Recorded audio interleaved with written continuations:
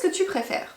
Te laisser dominer par une personnalité toxique au travail qui draine ton énergie, qui crée une certaine souffrance et qui t'empêche d'être toi-même?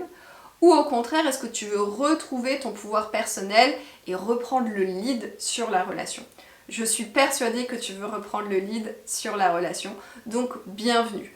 Je vais te partager dans cette vidéo, dans ce nouvel épisode de podcast, plusieurs stratégies pour te permettre de protéger ton énergie et de renforcer ton estime personnelle. C'est ce qui va te permettre de ne plus te laisser influencer par ce genre de relation, de ne plus laisser entrer des personnalités toxiques dans ton quotidien.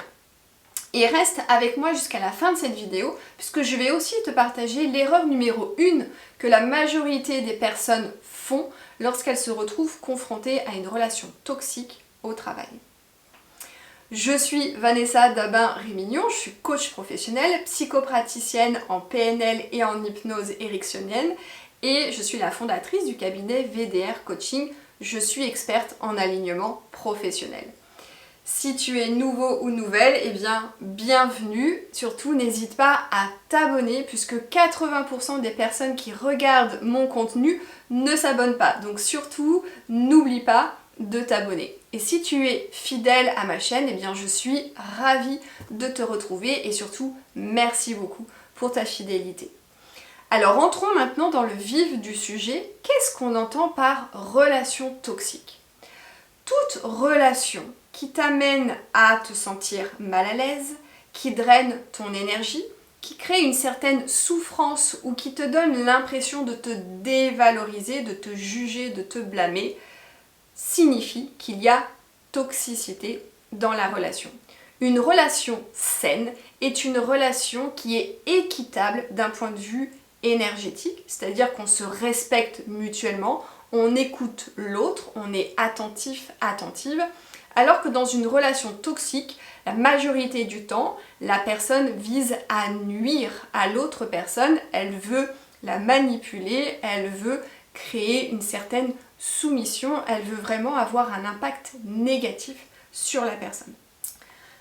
Alors, la majorité des personnes qui sont en relation avec des personnalités toxiques, elles vont tomber dans un piège. Et c'est vraiment l'erreur numéro 1 que j'observe lorsque j'accompagne mes clients et mes clientes qui sont confrontés à des relations toxiques au travail, c'est de vouloir comprendre ce qui se passe. C'est-à-dire qu'on va se dire pourquoi moi? Pourquoi est-ce que je suis victime? Pourquoi est-ce que cette personne agit comme ça vis-à-vis de moi et peut-être pas vis-à-vis des autres? Donc on va vouloir analyser, suranalyser la situation, peut-être qu'on va lire des livres, consulter des articles de blog, regarder des vidéos sur YouTube pour essayer de comprendre ce qui se passe et pourquoi on est la victime en fait de ce genre de relation. Parce que ce qu'on cherche derrière, c'est en fait ce qu'on se dit, c'est plus on va comprendre ce qui se joue derrière la relation, plus on va être dans une situation de contrôle, parce que si je comprends quelque part, je contrôle et potentiellement, je peux remédier à la situation.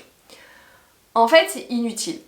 C'est-à-dire que tu vas mettre du temps, de l'énergie à essayer de comprendre, pour te dire à un moment donné, je vais avoir un temps d'échange avec cette personne pour m'expliquer, pour lui dire ce que je ressens, ce qui ne va pas. Sauf que ce qu'on cherche à faire, c'est changer la personne. Sauf que on ne peut pas. Certaines personnes peuvent être très à l'écoute, mais c'est certainement des personnes qui sont toxiques, mais qui n'en ont pas conscience et qui n'ont pas vocation à vraiment faire de mal. Ça existe, mais la majorité des personnalités toxiques, elles cherchent à nuire. Donc, vouloir essayer de remédier, chercher un compromis, alors que la personne ne voudra pas changer, c'est peine perdue. Donc ça, c'est souvent l'erreur numéro 1 que j'observe, c'est je vais essayer de comprendre la situation, je vais prendre un temps d'échange avec cette personne pour en gros lui dire ce qui ne va pas et essayer de trouver un compromis. Ou alors peut-être qu'on a vraiment envie de dire nos 4 vérités à la personne qui est en face. Sauf que si on entre dans la confrontation, là on entre clairement dans le jeu de la personnalité toxique. On entre clairement dans son piège. Donc la première chose à faire, ce n'est pas d'aller chercher à comprendre la situation pour avoir ce sentiment de contrôle et de se dire je vais remédier moi-même à la situation. C'est au contraire de préserver sa paix intérieure et de mettre son énergie au bon endroit. C'est-à-dire quoi? C'est-à-dire tout simplement rester dans une situation de calme intérieur et comprendre pourquoi ça vient autant nous chercher. Elle est là, la clé pour reprendre le lead, pour reprendre son pouvoir personnel lorsqu'on est confronté à une situation toxique au travail. Donc, au lieu de te demander pourquoi moi, pourquoi je suis la victime de ça, la première question à te poser est plutôt de te dire pourquoi est-ce que ça me déclenche? Pourquoi est-ce que ça me touche autant? Lorsque tu cherches à vouloir comprendre la situation, lorsque tu cherches à vouloir la contrôler, lorsque tu cherches peut-être aussi à dénoncer certains faits aux ressources humaines ou peut-être à ton manager, en fait tu es juste en train d'externaliser le problème. Ça peut venir dans un second temps. Mais la première étape, c'est de se préserver, soit se protéger. Et donc, c'est d'aller comprendre pourquoi finalement la personne toxique arrive tant à nous impacter. J'ai été 10 ans dans le salariat, j'ai connu la négativité, j'ai connu l'agressivité, j'ai connu le pervers narcissique, j'ai connu la jalousie. Pour autant, cela ne m'a jamais affectée parce que j'ai mis mon énergie et mon attention ailleurs. Je ne suis pas rentrée dans le piège. Et c'est ce qu'on va voir un petit peu plus en détail. Je vais vraiment te partager des stratégies et des façons d'être pour que, face à cette personnalité toxique, tu deviennes finalement inintéressant, inintéressante. Et c'est ce qu'on veut obtenir. Alors, comment on fait pour protéger son énergie? La première chose à faire, c'est de ne pas réagir, mais répondre. C'est là où c'est important d'être plus intelligent, plus intelligente que la personnalité toxique. Souvent, lorsqu'on va dire « je vais essayer de comprendre, je vais faire un point avec cette personne » ou « je vais dénoncer peut-être des propos, je vais dénoncer des actes », en fait, on est dans une réaction, mais pas dans une réponse. Encore une fois, je ne dis pas que chercher du soutien à l'extérieur ou auprès des ressources humaines n'est pas une bonne chose à faire, mais c'est quelque chose à faire dans un second temps. La première chose à faire, c'est de vraiment se protéger, parce qu'encore une fois, dans une relation toxique, les choses sont insidieuses, donc l'impact sur ton niveau d'estime de soi et de confiance en soi, il va arriver au fur et à mesure. Donc, dès qu'on sent qu'on est en train de glisser dans une relation toxique, il faut agir tout de suite et c'est pas en allant dénoncer ou en recourant aux ressources humaines. Première chose à faire, c'est de se préserver. Et donc, la première chose à faire, c'est de répondre et de ne pas réagir. Ça veut dire quoi? Ça veut dire que comme la personnalité toxique veut te nuire et qu'elle est beaucoup dans la manipulation émotionnelle, il faut rester très factuel. Il ne faut surtout pas rentrer dans l'émotion. Donc, si on te critique, si on te dénigre, si on peut peut-être ne pas avoir un geste de bienveillance avec toi, ou peut-être qu'on ne te prend pas en considération, c'est-à-dire que dans une équipe, la personne peut venir dire bonjour ou serrer la main à tout le monde sauf toi. Effectivement, au fur et à mesure, tu peux vraiment te demander mais qu'est-ce qui se passe? Et donc là, tu peux avoir ce sentiment d'être rejeté, et le sentiment d'appartenance, c'est quelque chose de très important pour un être humain. Donc, l'important, c'est de rester très factuel et c'est de faire en sorte de devenir une roche grise. Ça veut dire quoi? La roche grise ou les roches grises, c'est une méthode qui vise justement à devenir inintéressant, inintéressante, ennuyeux, ennuyeuse pour la personnalité toxique. C'est-à-dire que ces propos vont simplement glisser sur toi et n'auront aucun impact, et par voie de conséquence, elle ne pourra pas jouer avec toi. Donc elle ira voir ailleurs. Désolée pour l'autre personne, mais en ce qui te concerne, tu auras mis en place ce qu'il faut pour te préserver. Alors comment on fait ça? Comment on devient une roche grise? Tout d'abord, on reste très factuel. On reste sur les faits, on reste sur des sujets professionnels, on ne partage rien sur sa vie personnelle, on ne partage même pas ses idées innovantes en intimité, on reste sur des choses vraiment basiques, factuelles, très professionnelles, et dès que la personne peut essayer de chercher à te nuire ou peut-être dire des choses qui peuvent venir te chercher d'un point de vue émotionnel, c'est de couper court la discussion en disant d'accord, ah oui, peut-être, ou très bien, je verrai plus tard. Vraiment, on fait très court, on reste très factuel. On garde son calme, c'est-à-dire que si la personne a des propos qui visent à te blesser, à te dénigrer, on reste dans une neutralité. On fait comme si on n'avait rien entendu ou que les propos ne nous impactaient pas. On évite autant que possible aussi le contact visuel. On peut regarder la personne de temps à autre, mais il vaut mieux avoir le regard sur un dossier, sur un ordinateur ou sur son téléphone. On évite véritablement de regarder la personne parce que bien évidemment, ça peut plus facilement nous déstabiliser. Ensuite, on ne rentre pas dans le jeu de vouloir débattre, rétorquer. Encore une fois, on fait court et on est presque... ça va pas être de l'arrogance ou de la froideur, mais c'est juste un mécanisme de protection. Et dans nos têtes, on peut simplement dire je suis professionnel, je suis factuel et j'ai pas envie de rentrer dans son jeu. Donc je fais les choses, je me limite au strict minimum. Et donc ça veut dire qu'on ignore en fait ses propos, on ignore peut-être ses remarques, on ignore peut-être sa négativité. Encore une fois, on se protège. Sur le papier, ça paraît simple. Je reste calme, je reste centrée sur moi, je reste factuelle, je fais court, je ne regarde pas la personne ou très furtivement, je vais à l'essentiel. Sur le papier, ça peut paraître simple. Dans les faits, c'est quand même plus compliqué. Parce que il y a quelque chose qui se joue au niveau psychologique et c'est pour ça que la personnalité toxique t'impacte autant.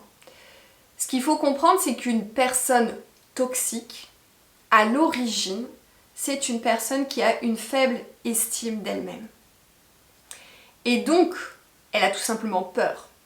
Elle a peur de se sentir pas à la hauteur, elle a peur que d'autres personnes puissent se rendre compte peut-être qu'elle n'est pas légitime, peut-être qu'elle a peur d'être rejetée, elle a peur que d'autres personnes lui prennent sa place.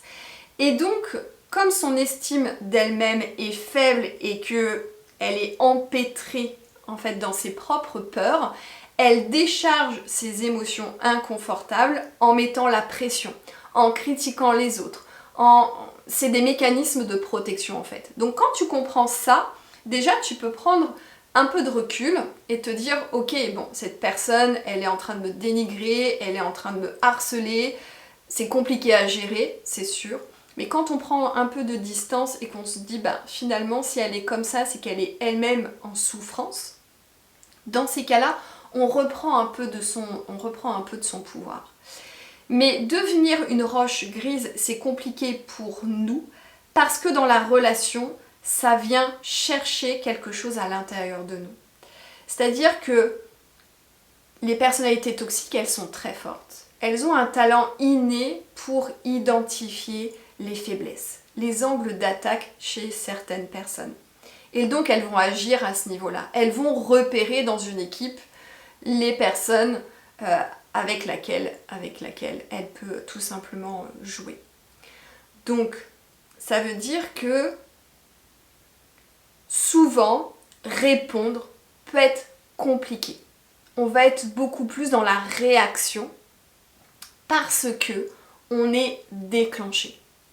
Et dans ce cadre-là, c'est pas notre intellect qui réagit, mais c'est notre système nerveux. En fait, on va être en réaction et c'est pas notre cortex préfrontal qui réagit, c'est notre amygdale qui vient nous mettre en mode survie. Et donc quand on est en mode survie, qu'est-ce qu'on fait? Soit on fuit, soit on lutte, soit on est figé sur place. Et donc potentiellement, on n'arrive pas à trouver les bons mots, on le balbutie, on se sent pas bien. Voilà ce qui se passe.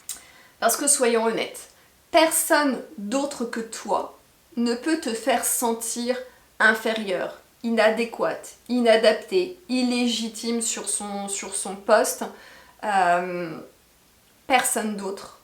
Sauf si tu portes en toi déjà un système de croyances et des blessures qui révèlent en fait ce système-là. Et la base, comme pour la personnalité toxique, c'est une estime de soi qui est faible. Donc, lorsque la personne perçoit ça, lorsque la personnalité perçoit tes fragilités, eh bien en fait, elle s'engouffre. C'est quelque part, tu ouvres la porte énergétiquement. C'est pas de ta faute. Ce n'est pas de ta faute, c'est juste un mécanisme qui vient s'enclencher pour te protéger. C'est juste ton corps qui réagit à une mémoire émotionnelle. Alors, comment faire? Comment faire pour identifier ces déclencheurs? Plusieurs questions à te poser. La première, c'est pourquoi? Pourquoi est-ce que je me sens déclenchée? Pourquoi ça m'importe autant? Pourquoi est-ce que ça me prend autant d'énergie? Pourquoi est-ce que ça draine autant mon énergie? Pourquoi est-ce que ça me prend autant de place dans mon mental? Ensuite, on va se poser la question de savoir quelle est l'émotion que je ressens à ce moment-là, dans cette relation. Donc on nomme l'émotion. Qu'est-ce que je me dis? Puisque attaché à une émotion, il y a des pensées. Donc qu'est-ce que je suis en train de me dire lorsque je ressens cette émotion inconfortable? Est-ce que je me dis que finalement je ne suis pas à la hauteur? Est-ce que je me dis que je ne suis pas légitime? Est-ce que je me dis que je ne suis pas respectée? Est-ce que je me dis il faut que je me défende? Et derrière une émotion inconfortable, il y a un besoin qui n'est pas satisfait. Donc se demander aussi, tout simplement, quel est le besoin qui n'est pas satisfait. Est-ce que c'est un besoin d'autonomie? Est-ce que c'est un besoin de reconnaissance? Est-ce que c'est un besoin de respect? Est-ce que c'est un besoin d'autorité? Donc lorsque tu te poses ce genre de questions, tu commences déjà à reprendre ton pouvoir parce que tu fais ce travail d'introspection. Ça ne veut pas dire qu'on accepte la situation, encore une fois. Ça veut juste dire que dans un premier temps, je fais ce travail pour aller comprendre ce qui est activé, ce qui est déclenché à l'intérieur de moi. Et je vais venir guérir cette blessure émotionnelle. Et c'est comme ça qu'on reprend le lead dans sa vie. Et quand on fait ce travail de guérison, eh bien c'est comme ça que on change en fait, on transforme notre réalité. Et c'est ce que j'aime faire avec mes clients et mes clientes lorsqu'ils viennent me voir pour une situation qui est inconfortable dans leur vie professionnelle. On va venir chercher en fait, on va venir identifier la blessure émotionnelle qui est à l'origine de notre sentiment d'être bloqué, d'être coincé dans une vie professionnelle, de ne pas être à la hauteur. On va aller regarder ça. Et lorsqu'on transforme ça, eh bien, il y a un impact qui est réel dans notre vie et voire même dans toutes les sphères de notre vie. Ensuite, la troisième chose à faire, c'est d'apprendre à réguler ton système nerveux et à récupérer ton énergie. Ça va t'aider à rester dans un calme intérieur, en paix à l'intérieur de toi lorsque tu vas être confronté à un échange avec une personne toxique. Et c'est ce qui va t'aider aussi à ne pas être dans la réaction, mais dans la réponse. La première chose à faire, c'est le soir, avant de te coucher ou lorsque tu rentres du travail, c'est de venir libérer les émotions inconfortables. Ça peut être de la colère, ça peut être du ressentiment, ça peut être de la rancœur, ça peut être du stress aussi, de l'anxiété. que tu as accumulées au fur et à mesure de la journée. Et donc ça passe par le mouvement du corps. Donc deux choses, soit tu mets une musique très entraînante que tu adores, qui est positive et tu viens danser dessus, et en conscience, tu dis, je me libère en fait, je me libère de ce qui ne m'appartient pas, je me libère de ces émotions inconfortables, je les laisse me traverser. Ou alors, tu peux faire aussi ce que j'appelle le body shaking, c'est secouer ton corps pour venir en fait libérer ce trop-plein, ce stress que tu as pu engrammer tout au cours de la journée, parce qu'encore une fois, toutes ces émotions inconfortables, lorsqu'on ne leur fait pas de place, elles restent dans notre corps. Et c'est ce qui crée des nœuds énergétiques et par la suite, c'est ce qui crée des mémoires émotionnelles. Et lorsque tu revivras une situation ultérieurement qui peut ressembler à une situation que tu vis et que tu ne libères pas l'émotion, en fait tu vas à nouveau être en réaction et pas en réponse. Donc la première chose à faire, c'est comme se laver les dents avant de se coucher. Voilà, on fait ça pendant 3 minutes, 5 minutes et on vient vraiment faire circuler l'émotion. L'émotion, c'est une énergie qui est en mouvement. Donc on vient l'aider, on l'accompagne dans le mouvement. Ensuite, ce que j'aime faire et ce que je t'invite à faire peut-être le matin, c'est prendre 5 petites minutes et c'est venir faire des respirations profondes pour revenir dans un état de calme intérieur. Donc ce que j'aime faire, c'est poser une main sur mon cœur, une autre sur mon ventre, et je viens inspirer, donc je gonfle principalement le ventre et ensuite le thorax, donc je viens gonfler, tu peux compter jusqu'à 6 temps. Et ensuite on va venir expirer, donc là lentement, et donc on peut expirer jusqu'à 12 temps. L'objectif c'est de expirer tout l'air qu'on a pu emmagasiner dans nos poumons, donc on vide nos poumons. Et lorsque tu fais ça, tu aides simplement ton système à rentrer en mode calme, en mode parasympathique. Donc on revient dans quelque chose qui est calme et ça nous permet d'être plus au contrôle. Encore une fois, quand on est submergé par nos émotions, en fait on n'a plus beaucoup de clarté et on n'a plus accès totalement à notre intellect. Donc on met en place ça et tu peux même le faire au travail. Par exemple, si tu sais que tu vas avoir une réunion ou un entretien avec ton manager, tu sais que c'est quelqu'un qui est toxique et tu redoutes l'entrevue, tu vas aux toilettes, tu t'isoles et tu fais cette respiration pendant quelques temps ou pendant 2-3 minutes et ensuite tu vas pouvoir rentrer en réunion ou rentrer dans son bureau dans un état qui est beaucoup plus totalement différent. Bref. Et la 4e chose à faire, c'est de venir renforcer son estime de soi. Tu l'auras compris, lorsqu'on est coincé, lorsqu'on est victime d'une relation toxique, c'est que soi-même, on a une estime de soi qui est plutôt faible. C'est pas un reproche, c'est juste un constat, et le fait de l'accepter, d'en prendre conscience, c'est ce qui permet aussi de reprendre son pouvoir personnel et tout simplement de prendre aussi sa juste place dans les organisations. Donc tout ce que je t'ai partagé en amont, bien évidemment, ça va participer à ça. L'estime de soi, c'est quoi ? Ça comporte 3 piliers. L'estime de soi, c'est comment je me perçois, comment je me vois et quel est mon niveau de confiance en moi. Donc le cœur de ça, c'est qu'on a du mal à avoir conscience de sa valeur. Donc on peut douter du mérite, peut-être qu'on se dit je mérite pas d'être dans cette organisation, je mérite pas d'être à ces fonctions, peut-être que je ne suis pas digne de confiance, de respect, etc.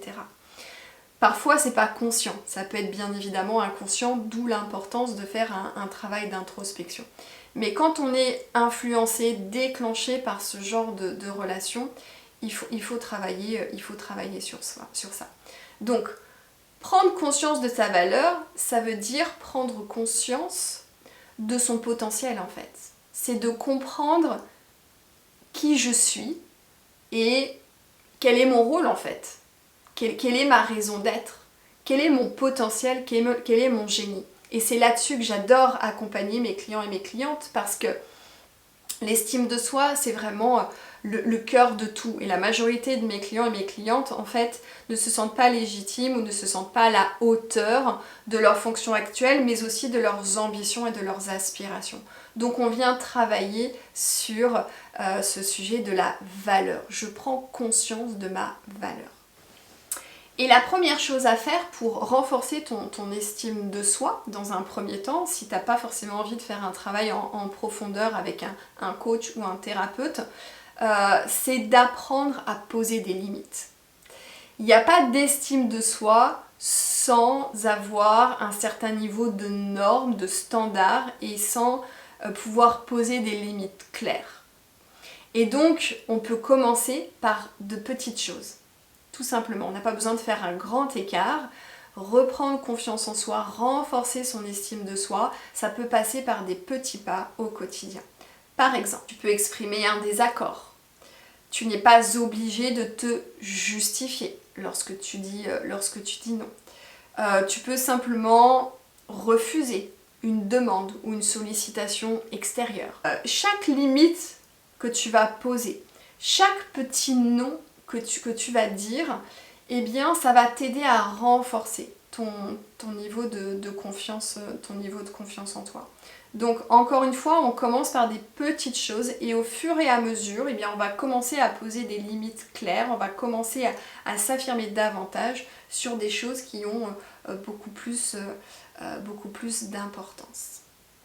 Voilà ce que je voulais te partager aujourd'hui pour t'aider à vraiment reprendre ton pouvoir personnel et ne pas laisser les personnalités toxiques